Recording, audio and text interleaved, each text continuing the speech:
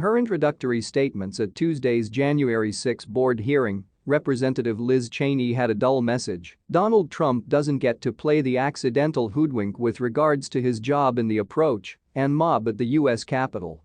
President Trump is a 76-year elderly person, Cheney said at a certain point. He is certainly not a receptive kid. Donald Trump can't get away from liability by being adamantly visually impaired, the Wyoming Republican said at another second. Those statements were important for a more extensive contention made by Cheney fixated on the development of the methodology that Trump and his protectors have taken on over the span of the January 6 Board of Trustees movement. Cheney noticed that right off the bat, the system by Trump partners was to postpone their declaration by hurling different detours to key associates showing up before the panel. However, Cheney, the bad habit seat of the panel, said that approach has transformed as there gives off an impression of being an overall acknowledgement that the Board of Trustees has laid out key realities, including that practically everybody near President Trump, his Justice Department authorities, his White House guides, his White House counsel, his mission. The new technique, as per Cheney, is one in which Trump's protectors are looking to give the previous president a role as having fallen under the influence of a little gathering of provocateurs, like lawyers Sidney Powell and John Eastman, and consequently, faultless for the manner by which he acted and keeps on acting in respects the 2020 political decision. As Cheney said, the contention resembles Trump couldn't tell right from wrong. The system is at fault. Individuals his counselors called, quote, the insane people, for what Donald Trump did, said Cheney. This, obviously, is garbage.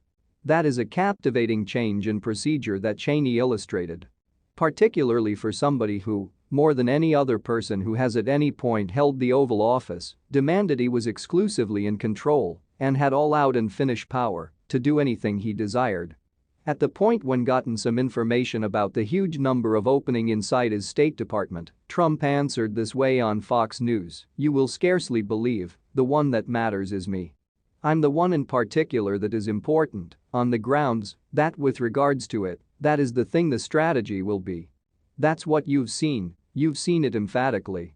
What's more, recall that Trump over and over alluded to my commanders and my military and more than once tried to involve the Department of Justice for his very own and political hubris. All that emerged from Trump's White House for a considerable length of time was focused on the possibility that while he could have looked for input on different issues, he was a definitive decider, and those choices frequently came as much from his stomach as his head.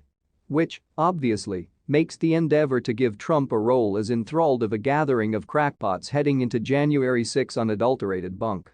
As a matter of fact, Trump was in a situation to discover undeniably more about the veracity, or, as a general rule, absence of veracity, of his cases than practically some other individual in the country.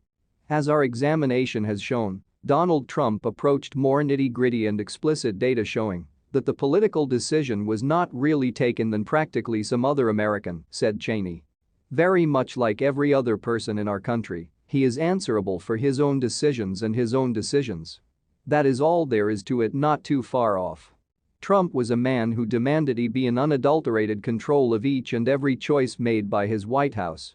He doesn't move to leave that acting since it's all's currently advantageous to do as